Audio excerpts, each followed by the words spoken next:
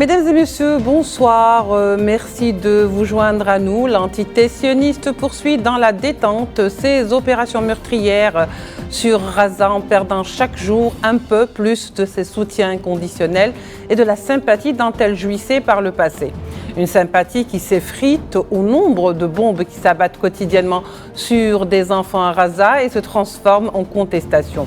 L'ONU vient en effet de placer l'entité sioniste sur la liste noire pour atteinte aux enfants en situation de conflit. Une première dans l'histoire de cette entité coloniale, mais on va voir que vaut cette classification. Par ailleurs, le quotidien américain New York Times vient de publier un article selon lequel l'entité sioniste mène une opération de désinformation, je cite, contre des représentants du Congrès américain. Tiens donc, des représentants du peuple américain qui se font duper. En voilà une nouvelle. Tout de suite, les développements.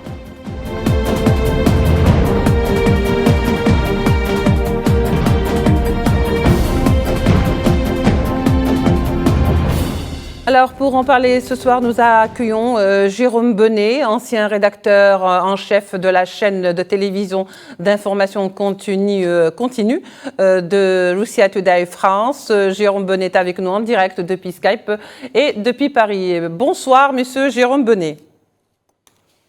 Bonsoir, ravi d'être avec vous ce soir. Merci de votre invitation. Et merci à vous de vous joindre à nous et d'avoir accepté cette invitation. Alors, Jérôme Bonnet, pour commencer, que se passe-t-il en ce moment lorsqu'on voit que l'ONU a essayé de placer ou a déjà placé l'entité sioniste dans la liste noire, une blacklist pour maltraitance ou parce que, tout simplement, l'entité sioniste est jugée qu'elle a commis des crimes contre des enfants en situation de conflit. Comment doit-on d'abord lire cette nouvelle ? Est-ce que c'est une bonne chose ? Et surtout, cette classification va-t-elle servir à quelque chose dans l'avenir ?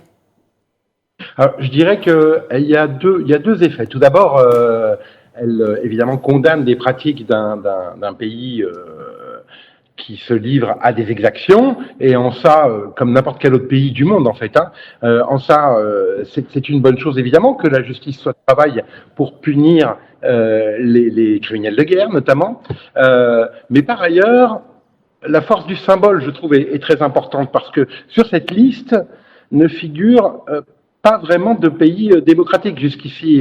D'ailleurs, le Hamas qui a été placé aussi, j'ai entendu.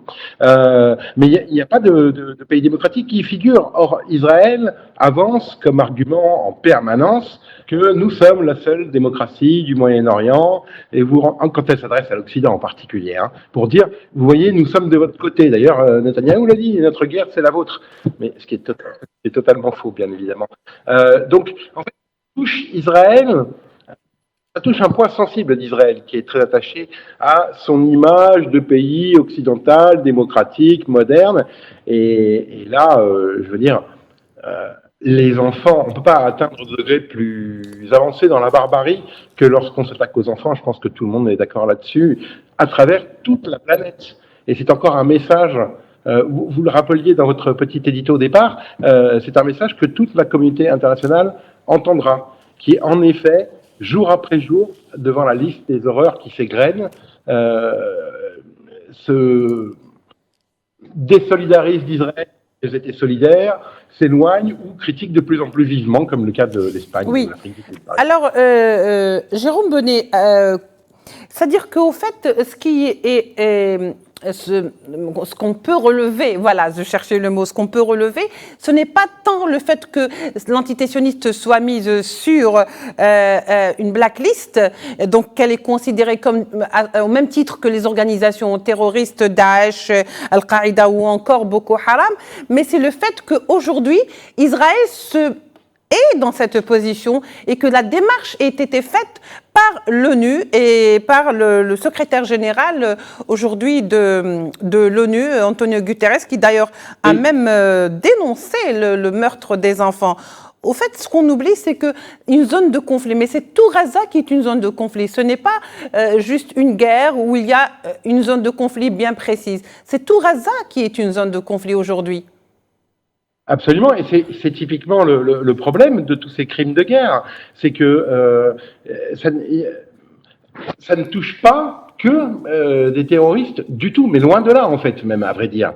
Ça touche des gens qui sont innocents et qui plus est, et ça je crois que c'est un cas, j'ai beau chercher, je ne retrouve pas de précédent dans toute l'histoire de l'humanité, de cas de gens qui sont enfermés puis bombardés.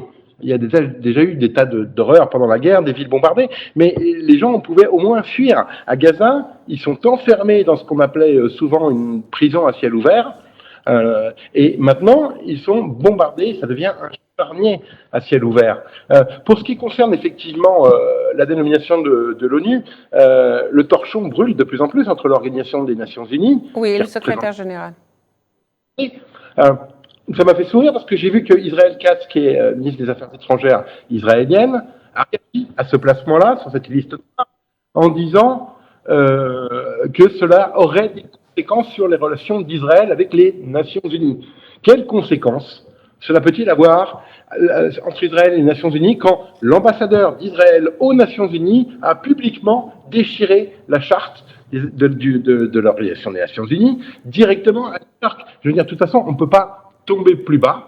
Et effectivement, le fait de s'affronter directement à l'ONU, ça dit quelque chose quand même. Parce qu'ils ne peuvent pas taxer l'ONU d'antisémitisme. La planète entière n'est pas antisémite. Donc, il y a quand même quelque chose là une fois de plus, qui les gêne beaucoup et qui contrarie notamment leur propagande.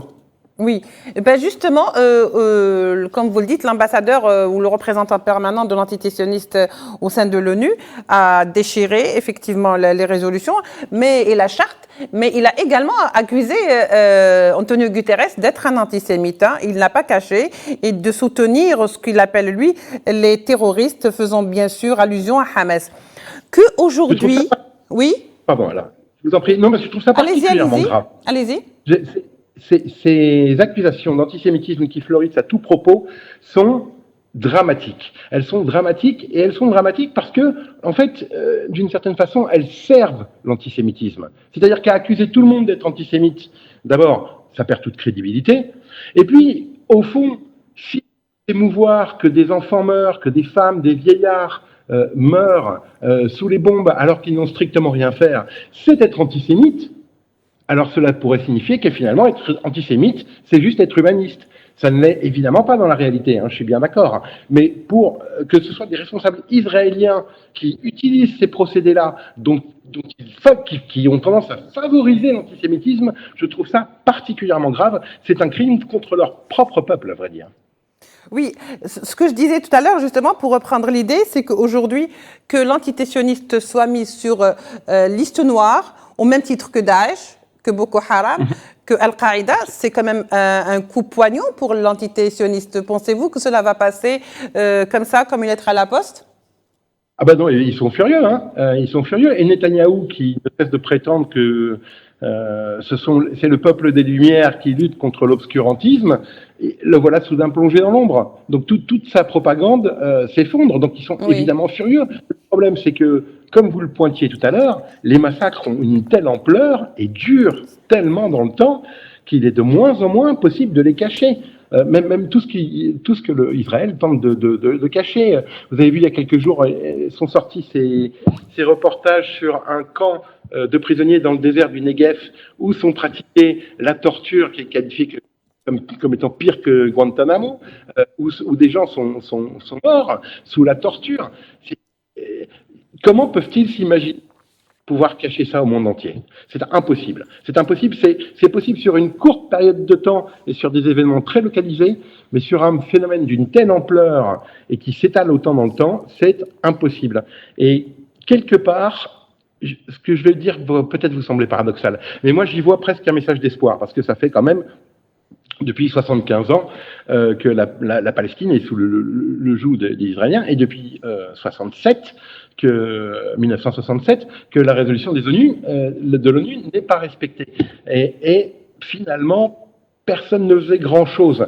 Tandis que là, on va tellement loin dans l'horreur que peut-être, j'espère, que Israël, cette fois, allait trop loin et que ça va laisser des traces indélébiles. Ça va en tout cas changer son image dans beaucoup de parties du monde entier, et on ne pourra plus revenir en arrière. Et je pense qu'à l'avenir, il y a peut-être des perspectives plus souriante à l'avenir parce que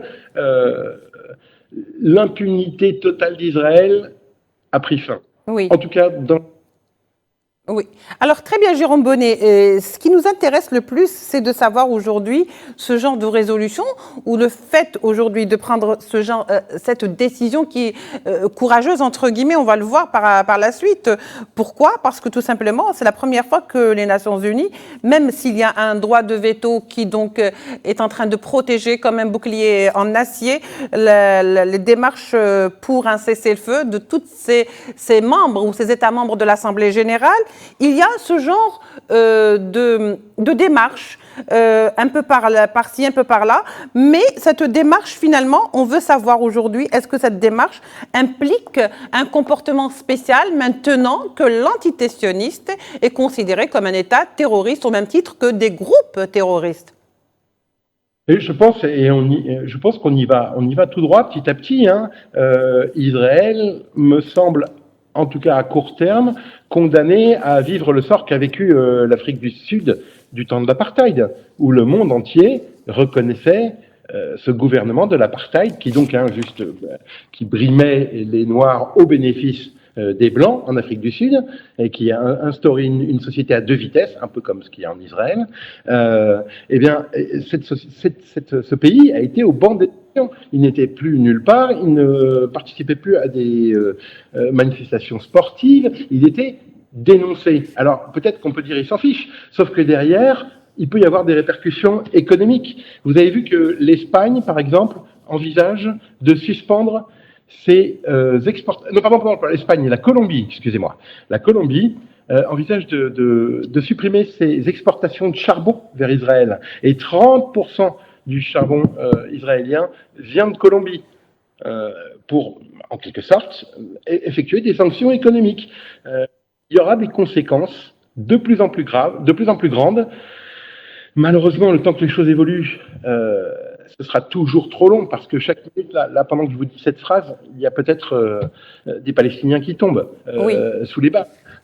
Mais les choses avancent malgré tout et on voit une ostracisation d'Israël à l'instar de ce qu'a connu l'Afrique du Sud du temps de l'apartheid. Mmh. Alors, il y a aussi cet aspect, on va voir que cette affaire de la liste noire dans laquelle est mis aujourd'hui l'entité sioniste est un petit ouf de soulagement, en tous les cas, qui est poussé.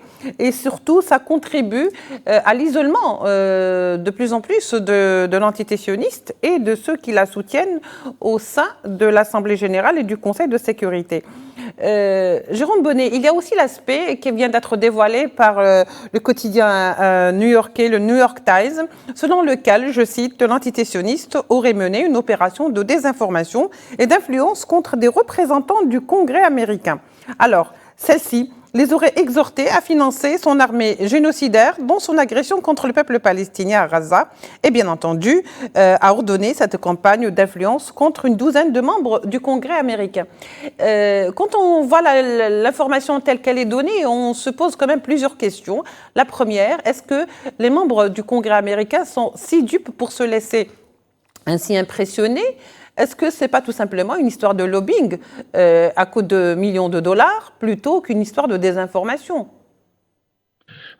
Disons qu'il y a un peu des deux. Je pense qu'on peut se faire abuser par ces campagnes d'influence, comme vous ne l'explicitiez pas. Donc il s'agit de faux comptes, de milliers de faux comptes qui se faisaient passer pour des Américains, pour intervenir dans le débat public sur les réseaux sociaux et donc interpeller des élus, notamment souvent démocrates et noirs. Il convient de le noter. Oui. Donc c'est vraiment de la tromperie. Ce sont des faux comptes avec de faux Américains qui s'expriment au nom des Américains sur les réseaux sociaux et tentent d'influencer. C'est une forme d'influence qui est extrêmement désobligeante pour le peuple américain. Je trouve que c'est une erreur incroyable que d'avoir fait ça. Incroyable. Parce que de tout temps, ils ont toujours été, et l'unique d'ailleurs, soutien indispensable d'Israël. Et Israël peut se passer de tout le monde, sauf des États-Unis. Le fait de s'attaquer directement à leurs élus et à tenter de les manipuler, c'est quelque chose qui est vraiment très grave. Souvenez-vous, il y a eu des soupçons avant l'élection de Trump aux États-Unis de manipulation russe comme ça. sauf qu'en fait, elles n'ont jamais été prouvées. Mais ça avait fait un scandale monstrueux, effectivement, alors que finalement, à la fin, on s'est aperçu qu'on n'était pas capable vraiment de donner des preuves. Là, les preuves, elles sont là, déjà, et ça risque, là aussi, de retourner une partie de l'opinion publique américaine, et donc par là, les politiciens, surtout quand ils sont en campagne, contre Israël. Pour ce qui relève de l'autre aspect que vous soulignez, il y a effectivement un lobby ultra-conservateur juif qui s'appelle l'AIPAC aux États-Unis, qui est très, très, très, très riche et qui contribue aux campagnes de la plupart des élus américains. Donc ça veut dire que, généralement, la plupart des élus américains doivent quelque chose à cette organisation qui est un lobby, et pas seulement un lobby israélien, un lobby ultra-conservateur, parce qu'il existe un autre lobby que je qualifierais de gauche, qui s'appelle J Street, mais qui a beaucoup moins d'influence. Mais l'AIPAC, c'est vraiment le bras armé, et effectivement, il est possible qu'il y ait un élu qui ait préféré fermer les yeux parce que peut-être dans le passé, l'une de leurs campagnes avait été en partie payée, ce qui est légal aux États-Unis, mais en partie payée par l'AIPAC ou par d'influence, effectivement. Il semblerait, et quand même, Jérôme Bonnet, qu'il est difficile de croire qu'aujourd'hui, des élus du peuple, des sénateurs ou des représentants de la Chambre américaine soient dans la désinformation ou soient victimes de la désinformation de l'entité sioniste pour les gagner à sa cause. Lorsqu'on voit toute cette, si vous voulez, la campagne médiatique et puis tout ce qui se fait sur le plan médiatique concernant Gaza, on ne peut pas ne pas voir et se dire victime d'une désinformation quelconque, sioniste soit-elle ou autre. Aujourd'hui, d'autant plus que ce ne sont pas des Américains lambda, c'est pas le petit peuple, ce sont des représentants. Donc il est de leur devoir d'être informés de ce qui se passe dans le monde. Il est très difficile de dire que finalement ils ont été abusés. Ah non, ils ne pourront pas le dire. Non, personne ne pourra dire on ne savait pas. Ça, on a pu l'entendre dans les années 50, après la Seconde Guerre mondiale. Mais aujourd'hui, avec les réseaux sociaux, et comme vous le soulignez, c'est impossible. Personne ne pourra dire on ne savait pas, et moins encore, effectivement, quelqu'un faisant partie de l'élite américaine. Au demeurant, non, mais ce que je crois possible, c'est qu'ils se soient fait abuser par ces manipulations, par ces comptes-là, et qu'ils aient pris ces gens-là pour d'authentiques Américains, leurs électeurs, et qu'ils leur aient parlé comme tels. Et ça, je pense que c'est possible, oui, qu'ils ont pu se faire abuser par ça. Comment dire, contester la réalité de ce qui se passe à Gaza, ça devient quasiment impossible. Et donc, effectivement, pour n'importe quel élu américain, c'est impossible. Et s'il le fait, c'est qu'il a des intentions. Oui. Ça ne veut pas dire réellement pas au courant. Ça veut dire que pour une raison ou pour une autre, il préfère le taire. Oui, et surtout pour une raison ou une autre, ils préfèrent rester du côté de l'Israël. C'est moins compromettant pour leur poste. Parce que souvent, on sait très bien que l'AIPAC et l'influence de l'AIPAC, moyennant finance, c'est l'AIPAC qui fait et défait certains responsables, pour ne pas dire la plupart des responsables américains. Et qu'aujourd'hui, ce prétexte n'est plus recevable. Mais est-ce que... Oui. La politique américaine, il n'y a pas que l'AIPAC, parce qu'effectivement, l'AIPAC est riche et puissant et influent, c'est vrai. Électoralement, si vous voulez, ça représente quand même une petite population par rapport à la masse des électeurs américains. Ce qu'il y a, c'est qu'il y a de plus en plus dans la population américaine et parmi les élus, ce qu'on appelle les évangélistes, comme George Bush l'était, par exemple. Des gens qui sont des... investis d'une mission. Et dans leur croyance à eux, Israël est sacré, parce que Israël doit permettre le retour du Messie. Enfin bon, je ne vais pas rentrer dans les considérations religieuses. Toujours est-il que pour tous ces gens-là, qui sont des chrétiens, des fondamentalistes chrétiens, eh bien, Israël est sacré. Et ça, par contre, ça a un vrai coup politique pour un homme politique américain qui s'opposerait trop frontalement, trop publiquement à Israël. Et bien là, il peut se voir se détacher de lui toute une partie de cet électorat qui sont des évangélistes. Alors comment expliquer cet article du New York Times qui donc met la lumière sur ce genre de faits? Est-ce que c'est quelque part aussi, Jérôme Bonnet, est-ce que c'est quelque part, c'est un hasard finalement que cet article soit publié juste au lendemain de ce qui a été fait par la Chambre des représentants concernant la CPI, qui donc promet de peut-être poursuivre la CPI et les dirigeants de la CPI au cas où elle porterait atteinte à l'entité sioniste ou à ses dirigeants? Est-ce que ça serait en relation? Disons que bon, pour le coup, ça c'est un peu la bonne note de tout ce qu'on a évoqué pour l'instant. C'est-à-dire que, ben oui, les États-Unis, malgré tout, demeurent une démocratie avec des organes de presse très différents, et le New York Times est connu comme étant plutôt progressiste. Et généralement, il peut y avoir des variations, mais enfin généralement, quand même, c'est plutôt la droite qui a tendance à soutenir Israël et la gauche qui est plus sensible au sort du peuple palestinien. Donc le NYT, qui est un organe plutôt réputé progressiste, a sorti cette affaire. Effectivement, probablement...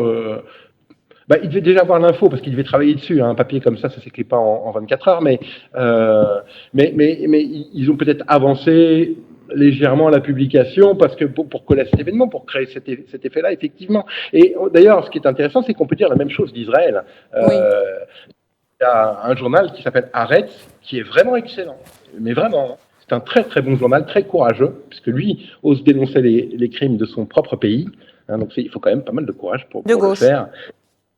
De gauche aussi, également, exactement, et qui traitait cette affaire. Donc c'est la seule note d'espoir, c'est que même dans ce pays qui est aujourd'hui dominé par l'extrême droite qui est Israël, ou même dans ce pays qui a toujours soutenu Israël les yeux fermés que sont les États-Unis, il reste quand même des médias qui peuvent s'exprimer pour faire entendre des opinions qui sont totalement divergentes. Et espérons écouter. Oui. Est-ce que on ne peut pas considérer que cet article qui, donc, je disais, intervient au lendemain d'une décision ou d'un projet de loi qui a été proposé par la Chambre des représentants américaine, mais en plus, est-ce que on n'est pas finalement rentré de plein pied dans la campagne électorale américaine qui aujourd'hui, donc, on va dans les déclarations et les contre-déclarations? Ah bah si, on y est fond totalement. De guerre à Gaza. Il y a eu le procès de Trump qui a un peu monopolisé l'attention des médias là, pendant quelques semaines. Et maintenant qu'il est terminé et qu'il a été condamné, hein, Donald Trump, mais on ne sait pas à quelle peine, le juge a des semaines en fait pour décider de cela. Et bien maintenant, effectivement, les feux de l'actualité se retournent vers la campagne américaine et on y est intégralement. Et c'est d'ailleurs, en fait, c'est l'un des problèmes de Joe Biden, parce que Joe Biden, lui, d'abord, personnellement, il déteste Netanyahou. Ils se détestent. Les deux hommes se détestent depuis très longtemps, depuis l'époque d'Obama. Quand vous vous souvenez, Joe Biden était vice-président d'Obama. Et donc, ils se sont rencontrés. Ils se détestent cordialement. Mais le problème, c'est qu'effectivement, il est en campagne et que d'un côté, taper trop fort sur Israël, ça risque de lui aliéner une partie de l'électorat dont je parlais tout à l'heure, qui vote principalement à droite, mais il en reste une petite partie. Mais de l'autre, les jeunes démocrates, et encore un motif d'espoir, les jeunes démocrates n'en peuvent plus de ces histoires. Ils n'en peuvent plus de ces massacres et ils ne veulent pas de politiciens qui soutiennent ces massacres. Et là, ça peut coûter à Biden son élection, ça. Hein. Si la jeunesse, parmi ses électeurs, se détourne de lui parce qu'elle le trouve trop complaisant vis-à-vis d'Israël, eh ben, il peut perdre l'élection. Et donc, il est un peu pris en tenaille entre ces deux tendances. Et il ne sait pas trop sur quel pied danser. Il n'est pas dans une position facile, je dois dire, Joe Biden. Mais oui, on est en plein dans la campagne électorale, tout à fait. La guerre à Gaza peut-elle avoir raison de Biden, d'un nouveau mandat de Biden?